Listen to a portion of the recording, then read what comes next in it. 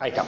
El Señor nos bendiga, mis hermanos. Bienvenidos. Gracias por su tiempo de venir a estudiar la palabra del Señor, ¿sí? En el mes de enero, si yo mal no recuerdo, fue la última vez que estuve por aquí y estuvimos viendo la doctrina del Espíritu Santo. ¿Se acuerdan? ¿Cuántos estuvieron en esa ocasión? Ah, muy bien. Hay un buen grupo que estuvo viendo la doctrina del Espíritu Santo, que se llamaba Neumatología. Muy bien. Bueno, toda esa charla, todo lo que hablamos, fueron en total, son 7 predicaciones, porque hemos dividido el tiempo, ¿cierto? Que están en internet. Están en YouTube, entonces usted, si no la recuerda o aquel que no estuvo, puede ir a YouTube, el canal IEPI Producciones, y allí va a aparecer videos, lista de reproducción, y dentro de lista de reproducción está toda esa serie de predicaciones, bien, toda esa serie de mensajes. Bien, en esta ocasión, con la ayuda del Señor, me voy a poner acá más cerca de la pizarra, vamos a estar viendo una materia, una doctrina, que se llama soteriología. Lo voy a anotar aquí.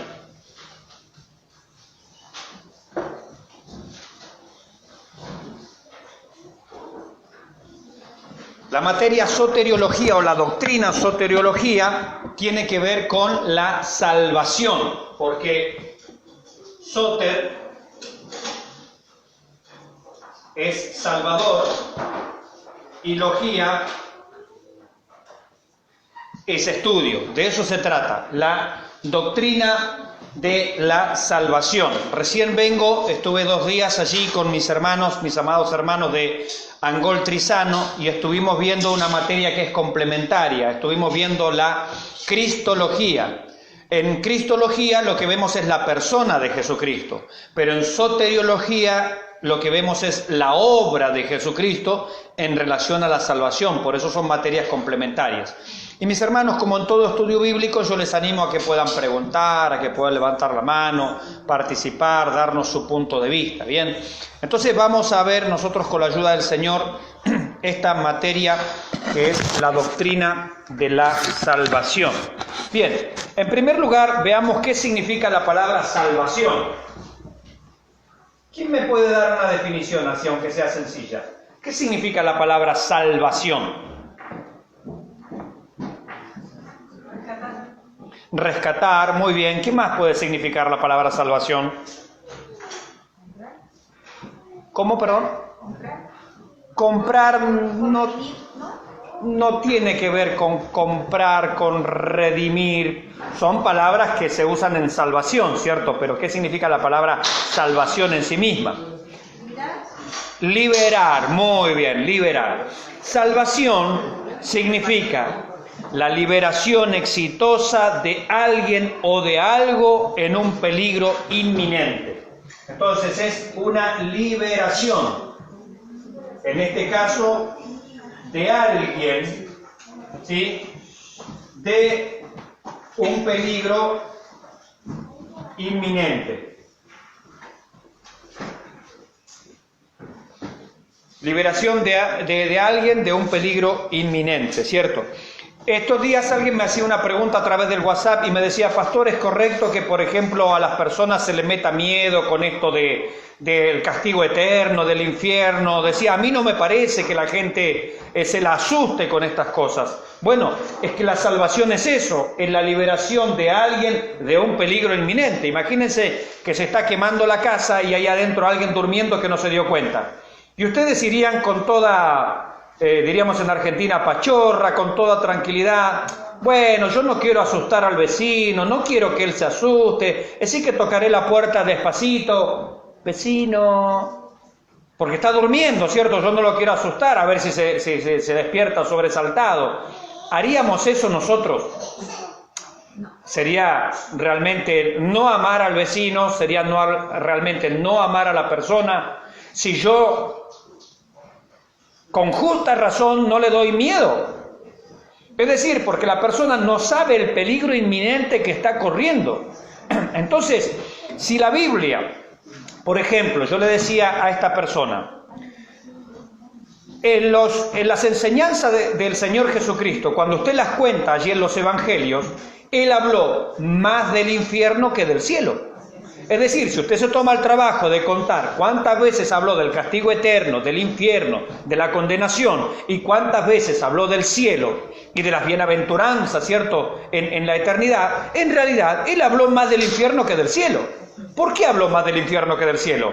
Porque de eso se trata la salvación, de una liberación de alguien de un peligro inminente, es decir, en cualquier momento. Dios bendiga a nuestro pastor Burdiles, ¿cierto? El Señor lo bendiga, perdón. Imagínense en el caso de Lot. En el caso de Lot dice la Escritura que esa noche iba a caer fuego, ¿sí o no? Conocemos la Escritura, iba a caer fuego. ¿Y qué hicieron los ángeles? Porque Lot no se daba prisa. ¿Qué hicieron los ángeles con Lot y su familia?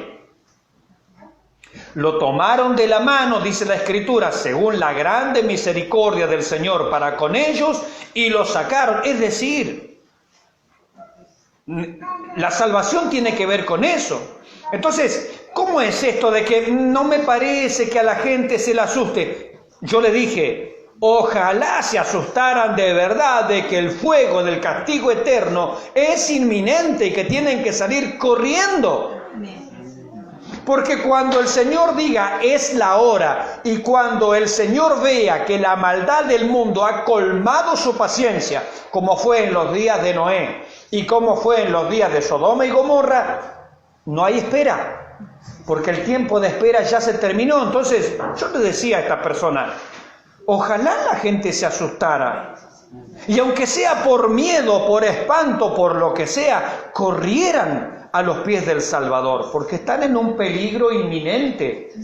Esto es repentino, no como decía Juan el Bautista, ¿no? No les dejará, perdón, lo dice Isaías, no les dejará ni raíz ni rama. Entonces, a ver, la gente tiene que entender que esto es una urgencia, esto no es, bueno, lo voy a pensar y voy a analizar. Como alguien le contestó al Señor, bueno, déjame que entierre a mi padre. No es que su padre se acababa de morir, no.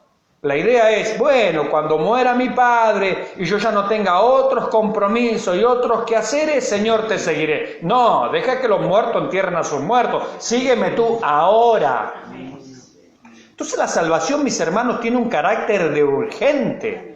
Así como la venida del Señor es repentina y es inminente y es urgente su venida, en cualquier momento se produce, la salvación es un fenómeno de urgencia.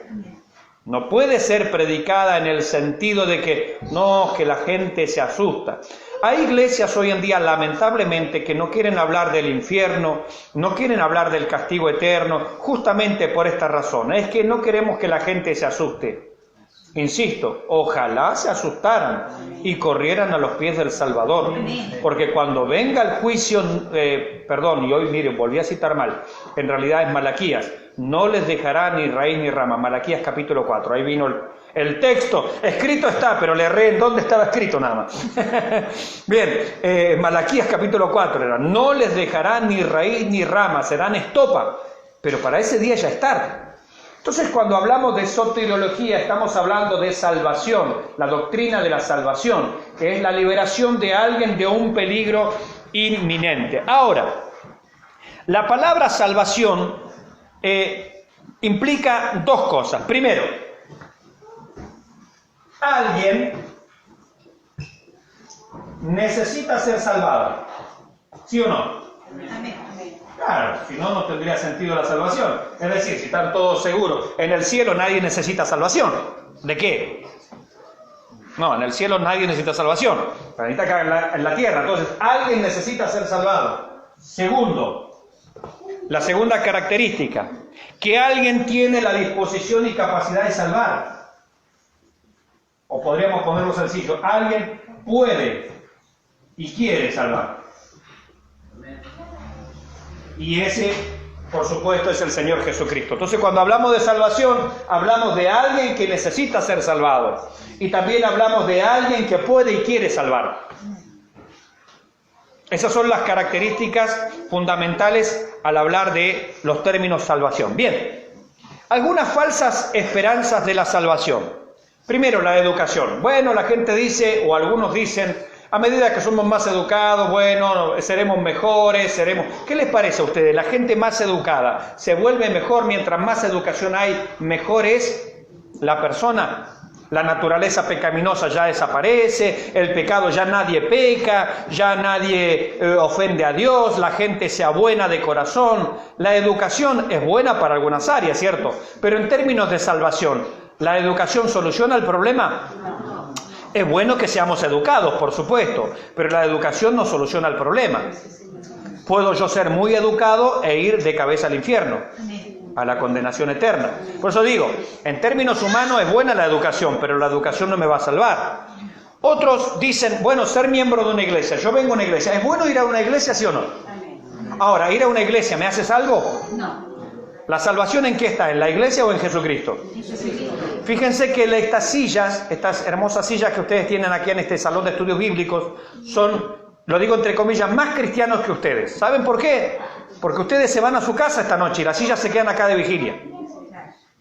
Pero cuando venga el Señor, las sillas se quedan. Los creyentes se van. Entonces, el estar en un lugar no me hace a mí, como alguien dijo, nacer en un garage no me hace un auto. Yo puedo haber nacido en un garage por la circunstancia que sea, pero eso a mí no me convierte en un auto. Yo puedo haber nacido hasta abajo de las bancas de un templo y eso no me convierte en cristiano. Entonces, está bueno ir a la iglesia, tenemos que ir a la iglesia, por supuesto, hay un mandamiento de que tenemos que congregarnos, pero el ser miembro de una iglesia o ir a una iglesia a mí no necesariamente me hace salvo. Bien. Otra falsa concepto acerca de la salvación es las buenas obras. Hay gente que dice, bueno, tenemos que obrar bien para ganarnos nuestra salvación. Obremos, hermanos, hagamos empanaditas. Es muy bueno hacer empanadas. Acabo de comer empanadas en Angol que hizo mi pastor Ernesto, estaban extraordinarias. Pero por más que hagamos obras buenas, ¿las obras buenas ganan el cielo? No. ¿La Biblia qué dice? No por obras, para que nadie se gloríe. Es decir, ¿está bueno hacer buenas obras? Sí, por supuesto, pero la buena obra no gana la salvación. Entonces, las buenas obras no ganan el cielo. El bautismo. El bautismo. Yo me bauticé. ¿Y porque yo me bauticé, soy salvo? No necesariamente. Porque el bautismo, ¿qué es? Es un símbolo de algo espiritual. Entonces, yo puedo haberme bautizado 1, 2 veces, 10 veces. Haciendo un pequeño paréntesis acerca del bautismo. He escuchado muchas veces decir, bueno, no, ¿en dónde hay que bautizarse? ¿En dónde hay que bautizarse? Respóndanme ustedes. ¿En dónde?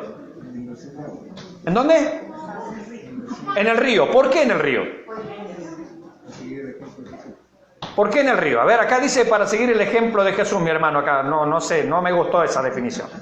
Lo digo entre comillas. ¿Por qué hay que bautizarse en el río? ¿El agua tiene que estar cómo? ¿Por qué? ¿Para que el agua qué? ¿Y el agua se lleva los pecados o la sangre de Cristo? La sangre de Cristo. O sea que ustedes pueden bautizarse abajo una turbina de una hidroeléctrica y eso no les quita el pecado. Ni a ustedes, ni a mí, ni a nadie. Porque el agua no quita el pecado por más que esté corriendo. La Biblia dice claramente, y la sangre de Jesucristo, su Hijo, nos limpia de todo pecado. La Biblia dice, sin derramamiento de sangre no se hace remisión de pecados. O sea que hay un falso concepto. No, es que el hermano se bautizó en el río. ¿Y qué mejor río que el Jordán? Vamos al Jordán, así como decía mi hermano acá, imitamos más todavía al Señor, porque uno se bautizó en el Bío. Pero yo me bauticé en el Jordán. ¿Cierto? Eso es mejor, eso me conecta más con Dios. Y el agua estaba corriendo, me bauticé en la parte más profunda donde corría abundante el agua en el río Jordán. Pero el río Jordán no quita el pecado. Ni el Jordán, ni el Biobío, ni el Mapocho, ni en Bahía Blanca ya tenemos el arroyo Napostá. No, el agua, el río, el arroyo no quita el pecado, solamente la sangre de Cristo. Entonces una persona puede haberse bautizado 10 veces. ¿Tenemos que bautizarnos? Claro, por supuesto.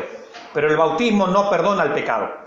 El bautismo es un símbolo exterior de algo que pasó en el corazón. El bautismo es un símbolo visible de algo invisible. Es decir, una persona recibió a Jesucristo, el Señor lo limpió, lo perdonó, lo transformó, lavó sus pecados y él tiempo después participa del bautismo en el río. Pero el perdón de pecado no sucede en el río, sucedió cuando recibió a Cristo. ahí fue salvo. Imagínense esto. Junto al Señor habían dos malhechores. Uno se arrepintió, el otro no. Ahora el que se arrepintió, ¿pudo bautizarse? No. ¿Y fue salvo? Sí. ¿Se dan cuenta? Es decir, el que tiene la posibilidad de bautizarse debe bautizarse porque es un mandato. Amén. Pero el bautismo no salva, es un ritual. Es una manifestación pública de la fe, de algo que sucedió en el corazón. ¿Sí? Entonces, ojo con el tema del bautismo. ¿Debemos bautizarnos? Por supuesto. Pero teniendo en cuenta que yo me bauticé, unos en el río, otro en el mar. Los antiguos creyentes se bautizaban en una cueva. Cuando había persecución bajo el Imperio Romano, se bautizaban en una cueva. Y ahí cavaban un pozo, ponían agua, se bautizaban. Otros se bautizaron en un bautisterio, el agua no estaba corriendo. Yo me bauticé en un bautisterio. El agua no estaba corriendo. ¿Y qué? ¿Mis pecados no fueron perdonados? Sí fueron perdonados porque fueron lavados en la sangre de Cristo, no en el agua del bautisterio. Es decir, usted se puede bautizar en el medio que sea, con tal que respete el símbolo, ¿cierto? Sepultura y resurrección, sí, bajo las aguas, pero no genera el bautismo el perdón de los pecados. Así que si alguno un día dice, no, pastor, es que a mí en una iglesia me bautizaron en una piscina de goma, no importa. No es el medio lo que salva, es la sangre de Cristo. Solamente, ¿sí? Bien, ahora si usted quiere hacerlo en el río, hágalo en el río, pero no le dé propiedades al río. La única que tiene propiedad es la sangre de Jesucristo. Bien, la observancia de la ley. Algunos dicen, bueno, hay que guardar la ley. Pregunto yo, nómbrenme a alguien que fue salvo por guardar la ley. Mientras yo borro aquí la pizarra. Nómbrenme una persona que fue salva. Pueden pensar en la Biblia, por supuesto. Nómbrenme una persona que fue salva por guardar la ley.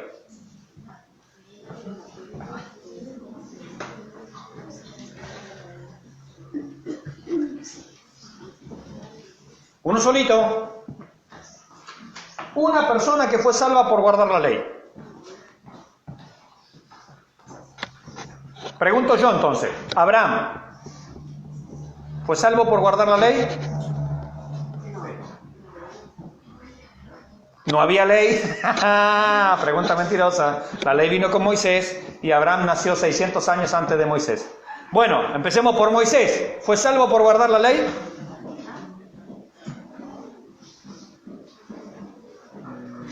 Josué entonces. Daniel. Isaías, Jeremías. ¿Quién da más? David. Seguro que un hombre conforme al corazón de Dios. ¿Quién fue salvo por guardar la ley? La Biblia dice, por las obras de la ley ningún ser humano será justificado.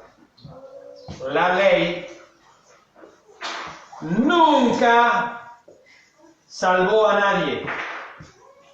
¿Sabe por qué? Porque la ley nunca fue un medio de salvación, ni antes, ni ahora, ni después. La ley nunca fue un medio de salvación. Por las obras de la ley, ningún ser humano será justificado delante de Dios, porque escrito está, mas el justo por la ley vivirá. ¡Ah! Por la fe. Ahora si yo le preguntara, nómbreme a alguien que fue salvo por la fe. Abraham, ¿quién más? Todos los discípulos, ¿quién más? Nosotros, ¿quién más? Piensen en la Biblia. Isaac no, Jacob no, Josué, ¿quién más? Aún Lot, que era bastante.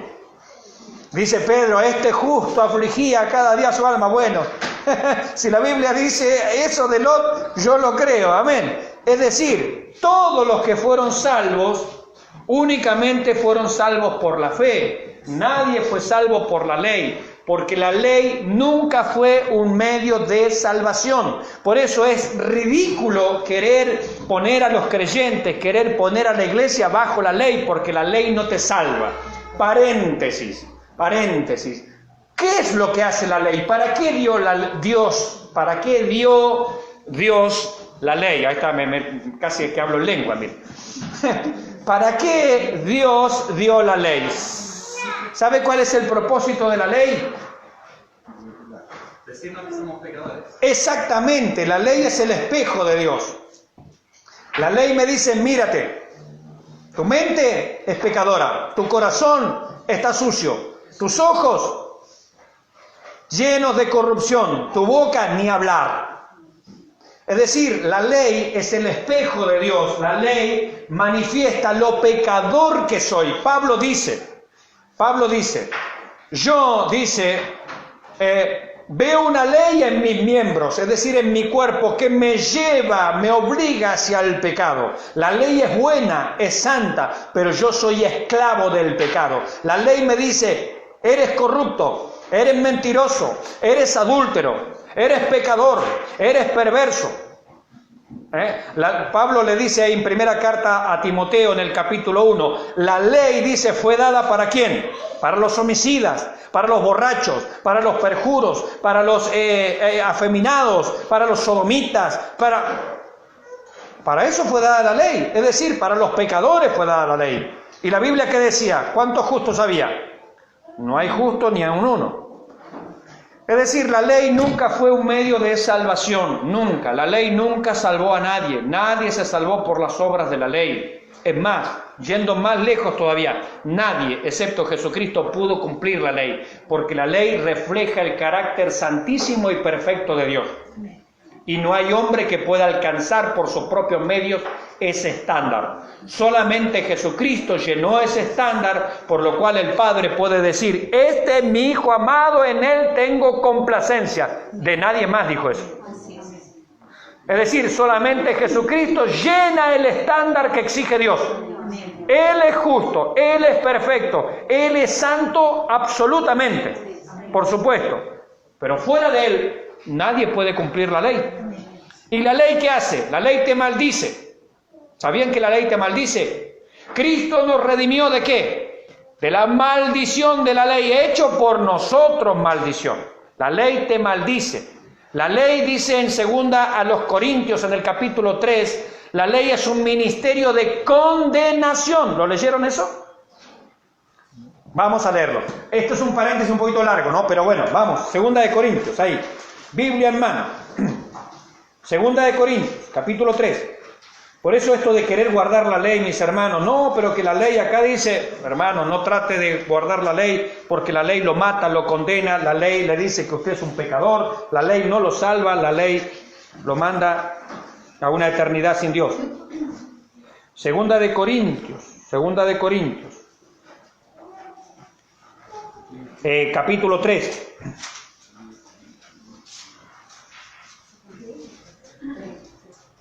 Versículo 8. ¿Quién lo lee, por favor, fuerte y claro? Está hablando de la ley, de las tablas de la ley, cuando Dios escribió allí en piedra. Bien, pero vamos a hacer un ejercicio que va a ser más interesante. Leamos desde el versículo 1, porque acá también vamos a matar dos pájaros de un tiro. Bien, desde el versículo 1. ¿Quién lo lee? Fuerte y claro. Comenzamos otra vez a recomendarnos a nosotros mismos, o tenemos necesidad, como algunos, de cartas de recomendación para vosotros, o de recomendación de vosotros. ¿Hasta ahí? Más. Síganos. Nuestras cartas sois vosotros, escritas en vuestros corazones, conocidas y leídas por todos los hombres, siendo manifiesto que soy carta de Cristo, expedida por nosotros, escrita no con tinta, sino con el Espíritu de Dios, vivo en tablas de piedra. Perdón, leemos bien ahí. Sino con el Espíritu del Dios vivo. Ahora seguimos. No en tablas de piedra, sino en tablas de carne, de corazón. Paremos un segundito ahí, ahora sigue leyendo mi hermana. Fíjese que comenzó a hablar de qué. ¿Cuáles fueron las tablas escritas en piedra? ¿Cuáles fueron? ¿Los 10? Está hablando de los 10 mandamientos, está claro. El pasaje habla de los 10 mandamientos. Bien, seguimos por favor, mi hermano.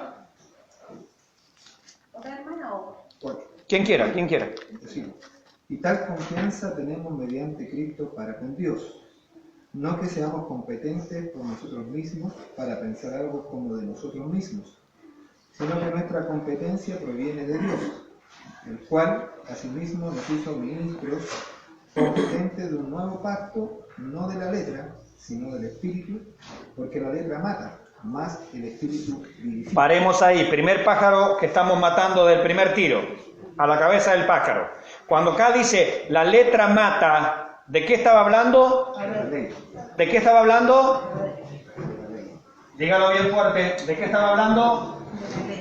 de los 10 De las tablas de la ley. La letra, primer mandamiento, segundo mandamiento, tercer mandamiento, cuarto mandamiento, quinto mandamiento, el sexto, el séptimo, el octavo, el noveno y el décimo. De eso está hablando. El texto habla, dígale al que está al lado, el texto habla de los 10 mandamientos. Dígaselo al que está al lado.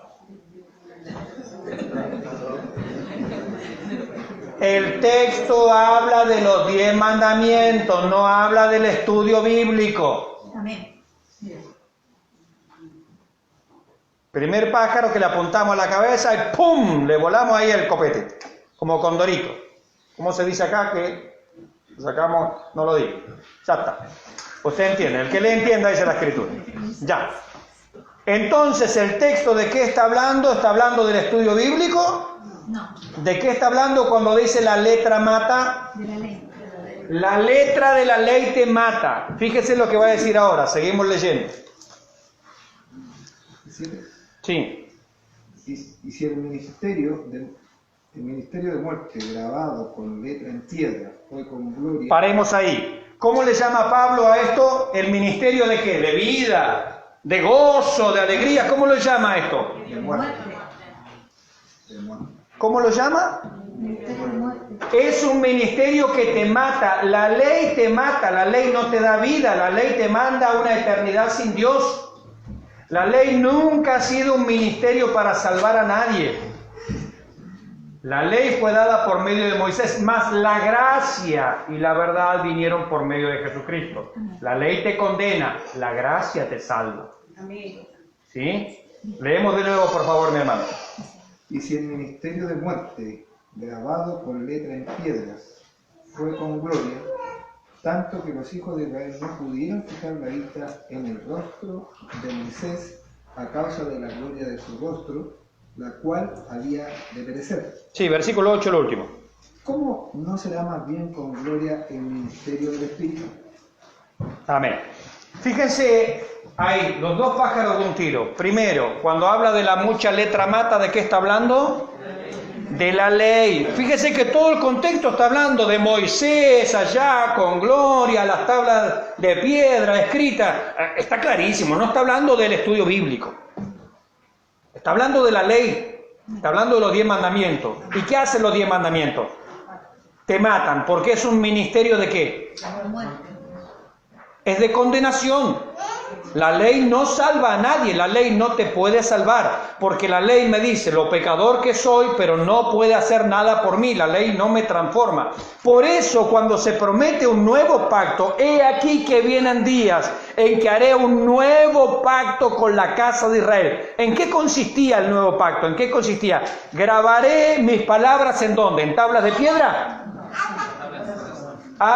Y las escribiré acá en la mente, en nuestro corazón. ¿Se dan cuenta? Ya no es algo externo, es algo interno. ¿Y qué más dice? Y pondré ¿qué? Mi espíritu. ¿Dónde? Dentro de vosotros. El Espíritu Santo en el Antiguo Testamento no vivía en las personas. Esto lo vimos, ¿se acuerdan? En enero. El Espíritu Santo se manifestaba en las personas, tocaba a las personas, capacitaba a las personas, usaba a las personas, pero el Espíritu Santo no vivía en las personas en el Antiguo Testamento. Por eso se promete en el nuevo pacto: y pondré mi espíritu dentro, en vosotros. Y Jesucristo, antes de irse, ¿qué fue lo que dijo? Enviaré el Consolador, el cual estará con vosotros y en. ¿Se da cuenta?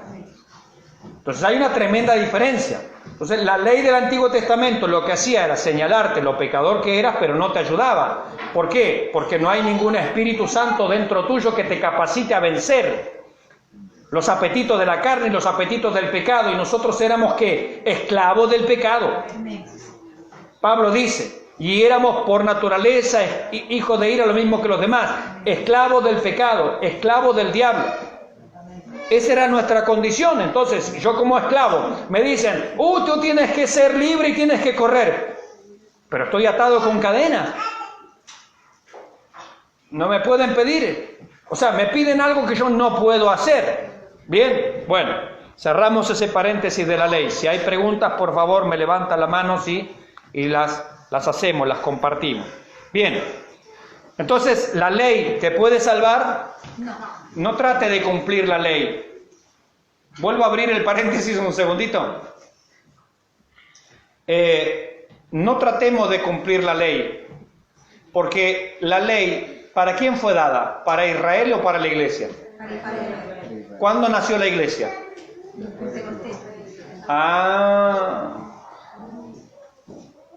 Pero más claro, échele agua. Es que la ley fue dada para la nación de Israel. Pregunto yo, ¿la iglesia es Israel?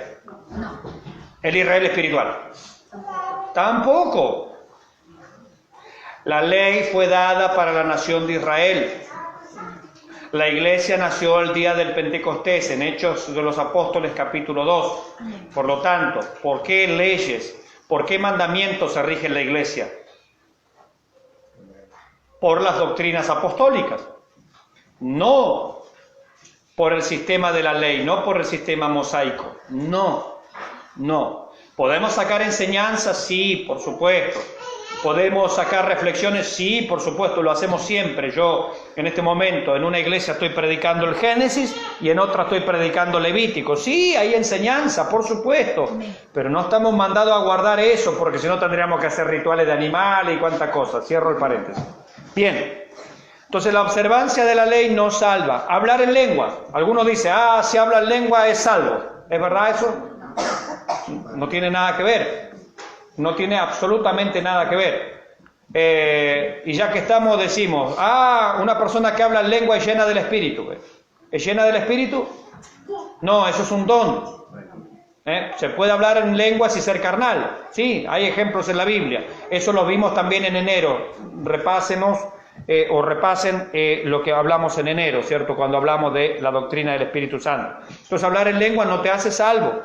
El ambiente correcto, bueno, mejor sociedad, mejor iglesia, qué sé yo, mejor casa. Está buenísimo tener todo eso, pero no por eso sos salvo. La sinceridad, yo puedo ser muy sincero en mi creencia, pero estar equivocado. Tranquilamente. Bien, diezmar, es bueno diezmar, por supuesto, pero porque diezme uno no es salvo, Dios no es sobornable, desde luego. Participar de alguna actividad religiosa, lo que quieran. Ahora, ¿cómo la salvación se ha obtenido? Pregunta, ¿cómo se obtiene la salvación? En cualquier caso, desde el Génesis hasta el Apocalipsis, ¿cómo se obtiene la salvación? ¿Cómo una persona puede llegar a ser salva? Gracias. Muy bien, primer elemento. Por gracia. ¿Qué significa gracia? Un don o regalo inmerecido. Salvación se obtiene por 2 puntos.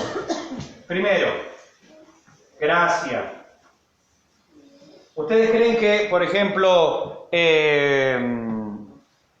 Abel fue salvo?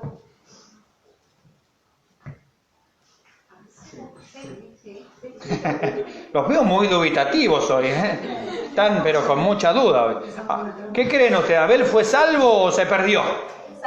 Salvo. La Biblia dice que era el justo Abel. No hay vuelta.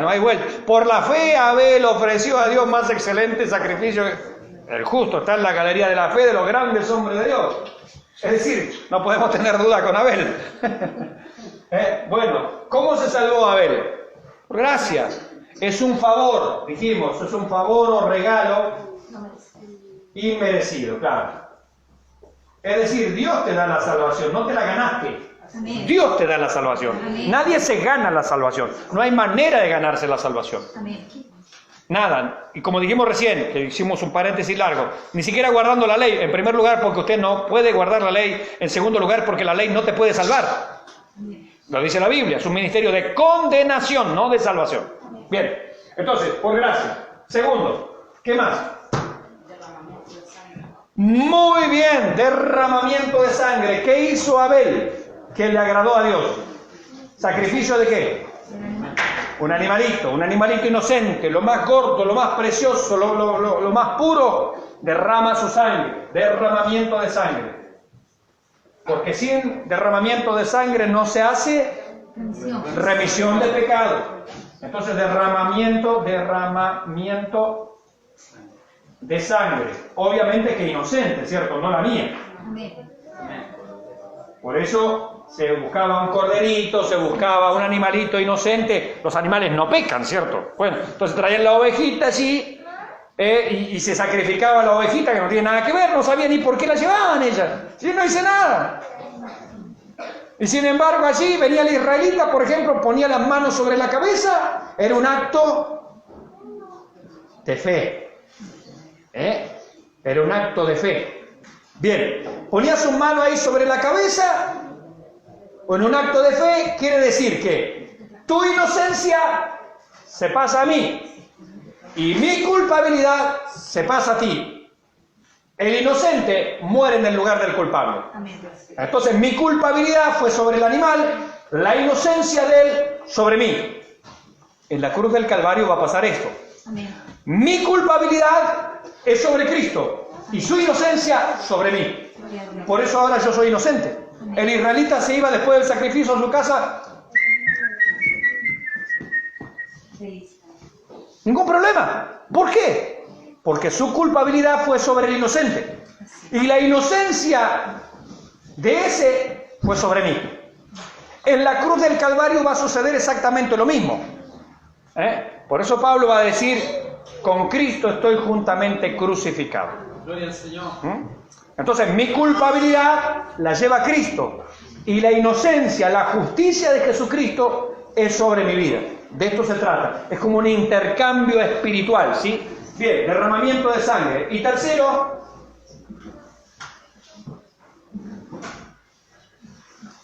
porque todo esto prefigura a una persona, Cristo.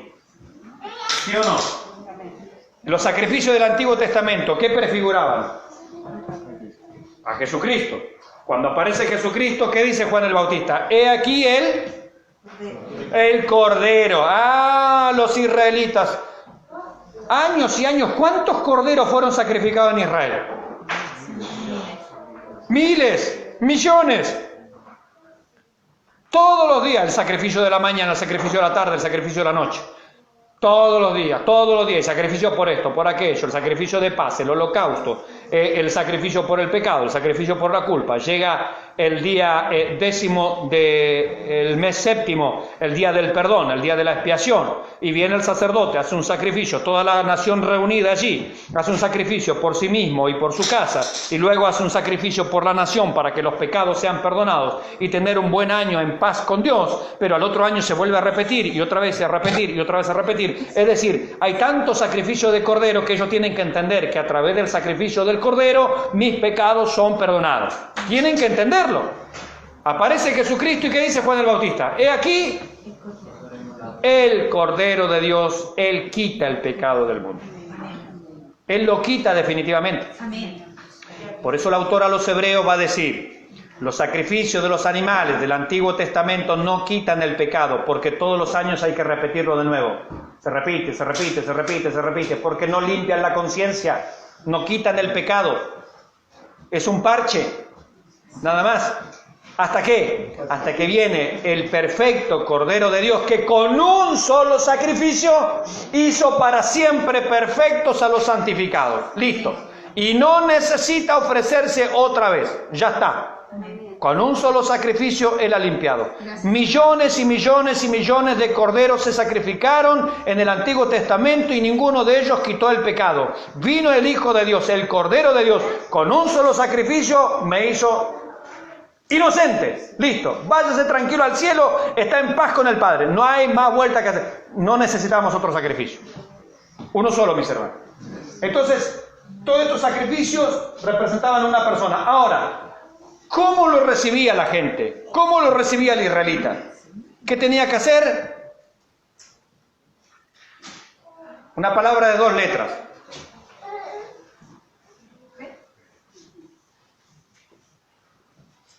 creerlo. Y creyó Abraham a Dios y le fue contado por justicia. Eso es lo que Dios quiere. Que creamos en Él, que creamos en su regalo inmerecido, que creamos que la sangre inocente se derrama por nosotros, no de una oveja, sino de Cristo. Yo lo creo, lo recibo por fe, lo acepto por la fe, lo creo de todo mi corazón. Salvación. En eso consiste la salvación. Ninguna persona jamás, ni en el Antiguo Testamento, ni en la época de Cristo, ni en la historia de la Iglesia, ni hoy, ni para adelante, nadie se va a salvar si no es por esta metodología. Nadie se salva de otra manera. ¿Han escuchado ustedes esto que en el periodo de la gran tribulación la gente va a tener que dar su vida? ¿Van a ser decapitados? ¿Lo han leído en Apocalipsis? ¿Han escuchado esto que van a tener que ser salvos al precio de su propia sangre? Eso es una herejía, eso es una blasfemia. Nadie puede ser salvo por el derramamiento de su propia sangre, porque si no en vano murió Cristo. Porque si yo por derramamiento de mi propia sangre puedo ser salvo, los mártires que murieron en la boca de los leones fueron salvos por su propio sacrificio, por su propio derramamiento de sangre. Eso ya pasó en la historia, no fueron salvos por eso. La Biblia dice que algunos fueron aserrados como Isaías, otros fueron muertos a espada, otros por apedreamiento, otros fueron desmembrados, otros fueron cortados en pedazos, otros fueron atados a un poste y quemados en la hoguera. Nadie fue salvo nunca, jamás, por el derramamiento de su propia sangre, ni lo será. Cuando usted escuche esa clase de mensaje, no lo crea. La Biblia lo que está diciendo es que en la época de la gran tribulación va a ser tal la persecución que como en la antigüedad les va a costar la vida ser creyentes. Pero no que por esa acción son salvos, no. La única sangre que limpia el pecado es la de Cristo, no la mía, no la suya, no la de un cordero, no la de un mártir, no. La única sangre que quita el pecado es la de Jesucristo. ¿Hay alguna pregunta acerca de esto? Eso yo lo he escuchado más de una vez. De hecho, una vez tuvimos un predicador invitado en nuestra iglesia. Yo tengo por costumbre grabar las predicaciones, aún de las visitas en nuestra iglesia, y después subirlas a internet. La de ese predicador no la subí y nunca la subiré y ya la borré. Porque en una parte dijo eso, cuando fue a hablar de la gran tribulación, dijo que la gente va a ser salva derramando su propia sangre por la causa de Cristo. ¡No! Tendrán que derramar su sangre por la causa de Cristo, pero eso no los hace salvos. Quiero decir que la persecución será tan fuerte, tan intensa, que los matarán, los perseguirán, los decapitarán, pero eso no los hace salvos. Los hace salvos la gracia de Dios. Es un regalo inmerecido, los hace salvo el derramamiento de la sangre inocente. No de un cordero, no de un animalito, sino de Jesucristo el Señor. Amén. No hay otra forma de ser salvo. Y esto yo lo recibo ¿cómo? Por fe. Por la fe. No hay otra manera de ser salvos, Nadie fue salvo. Abraham fue salvo por esta metodología. Abel fue salvo por esta metodología.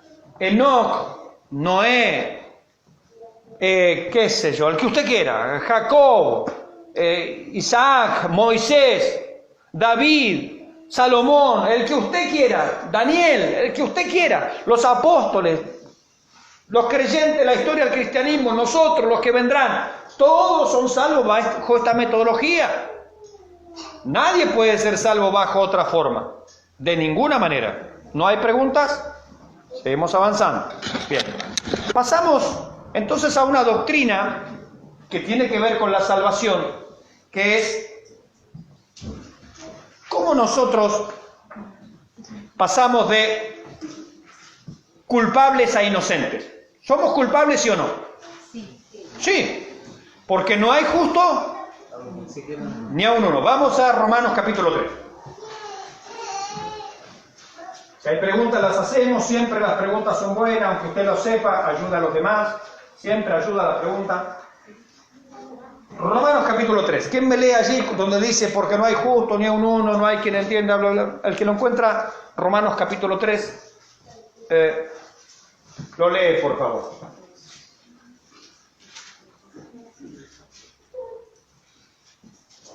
Romanos 3:10. Sí. Como está escrito, no hay justo ni uno, no hay quien entienda, busque. Bien. Eso, siga leyendo, por favor. Romanos 3:10. 3:10, ¿al cuánto? ¿Al 12? Al 12. Léame esos versículos, por favor. Corte y claro. Como está escrito, no hay justo ni a un uno, no hay quien entienda, no hay quien busque a Dios. Todos se desviaron, a unas se hicieron inútiles.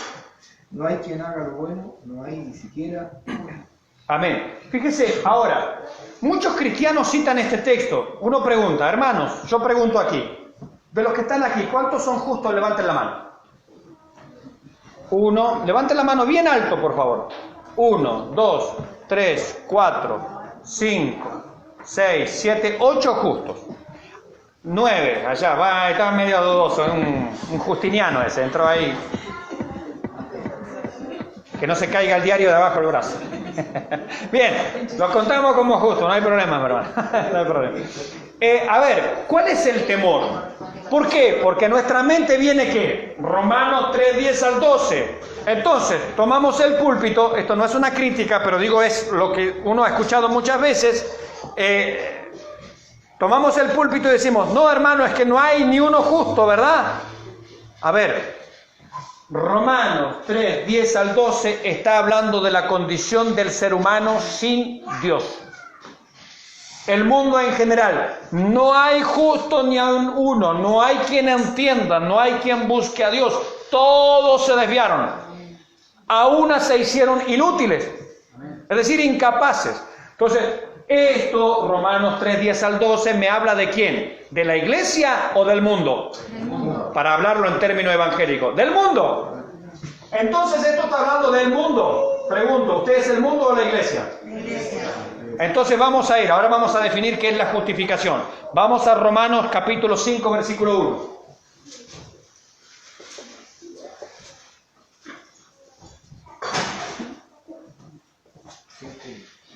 ¿Qué dice? Justificados pues por la fe, tenemos paz para con Dios por medio de nuestro Señor Jesucristo. Justificados pues por la fe tenemos paz para con Dios por medio de nuestro Señor Jesucristo. ¿Por qué fuimos justificados? Por la fe. Lo que hablamos recién, por la fe. Cuando yo creo que la salvación es un regalo de Dios, no hay manera de que yo me lo gane, Dios me lo regala, porque no se puede comprar, no se puede vender, no hay nada que yo pueda hacer para obtenerlo, es un regalo, por eso es gracia, un regalo inmerecido. Es como que Dios dice, no te lo mereces, ni podrías. No solo no mereces, no puedes. Entonces, la salvación es por gracia, un regalo inmerecido. Segundo, para que podamos efectivamente ser salvos, hubo que derramar sangre inocente. Amén. Y esa sangre inocente correspondía al Señor Jesucristo, el Cordero de Dios. Amén. Entonces yo recibo eso por la fe. Bien, entonces Romanos 3:10 al 12, ¿de qué está hablando? Del mundo. Entonces cuando nosotros veamos y leamos estos pasajes, entendamos que no se refiere a la iglesia, se refiere al mundo. Es decir, una persona que nació hoy, ¿nació en la iglesia o nació en el mundo? A ver, vamos a suponer que una hermana de aquí tuvo su guagüita hoy. ¿Nació cristiano o nació mundano? Pregunto. Mundano. ¿Cómo nació? Mundano. ¿Por qué? Porque no se ha arrepentido. Porque todos nacemos pecadores. Es decir, usted ha escuchado también, pastor, yo nací en el Evangelio. No, usted llegó al Evangelio un día. Nadie nace cristiano. Todos nacemos pecadores. Todos nacemos perdidos. Éramos por naturaleza hijos de ira, lo mismo. No hay justo ni aun uno. Todo ser humano pertenece al mundo. Aunque sea el hijo de, no sé, cuando nació mi hija, era hija de pastores, no importa. Necesita un Salvador. Porque todo ser humano es pecador. ¿Sí? Todos nacemos bajo condenación. Nacemos pecadores y nacemos con la inclinación hacia el pecado. Nos gusta el pecado. Eso se llama naturaleza pecaminosa. Un ejemplo. Un tigre, ¿qué le gusta comer al tigre? Ah, ya sé, lechuga. ¿Qué le gusta comer? ¿Por qué? Porque es su naturaleza. Es un tigre y los tigres aman la carne. ¿El hombre qué es? Un pecador. ¿Y qué ama el pecador? El pecado. Le encanta, se revuelca en él como chanchito en el lodo. ¡Ay! Se sienta a sus anchas. ¿O no? ¿Por qué? Porque es pecador. Entonces, todo ser humano que nace, no importa si es hijo de los mejores creyentes, no importa eso, no interesa. Todo ser humano que nace, nace pecador. ¿Y qué le encanta al pecador? El pecado. Ama el pecado. Por eso a usted le tiene, a su hijo y yo a mi hija le tuve que enseñar ¿qué? Obediencia. Porque la desobediencia es propia de él. Y esto lo enseña la Biblia. La necedad está pegada a la espalda del muchacho. Está pegada. Es de él. Desde la matriz se desviaron los impíos. ¿Quiénes son los impíos? Todos. Todos. Yo nací impío, nací pecador. Desde la matriz. Es decir, desde que yo estaba en el vientre de mi madre, Dios miraba el vientre de mi madre y ¿sabe lo que opinaba Dios? Ahí viene otro pecador. Otro más. Porque lo que engendró a Adán y Eva, ¿qué son? Pecadores. Somos una raza pecadora. Bien. Bueno, Romanos 5:1, la iglesia es declarada justa por la fe. Justificados pues por la fe tenemos paz para con Dios. ¿Por medio de quién? De nuestro Señor Jesucristo, lo que vimos recién hace un rato.